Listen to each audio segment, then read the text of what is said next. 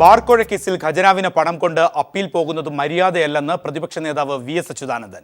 കോഴപ്പണം കൊണ്ട് മാണി അപ്പീലിന് പോകട്ടെ എന്നും വി.എസ്. അച്യുതാനന്ദൻ പറഞ്ഞു. കോടതിയിൽ ബോധിപ്പിക്കുകയും കോടതിയുടെ അടി കിട്ടുകയും ചെയ്തിരിക്കുന്ന ആ സാഹചര്യത്തിൽ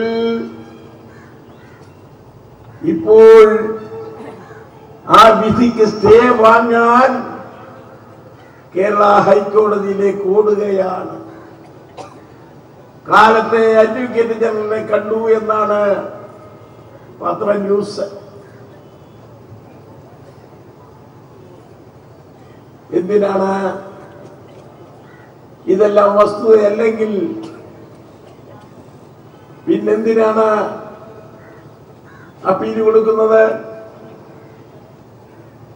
അപ്പീല് കൊടുക്കുന്നത് മാണിയുടെ കാശുകൊണ്ട്, കോഴ വാങ്ങിയ കാശുകൊണ്ട് മാണി പോട്ടെ അപ്പീലിന്.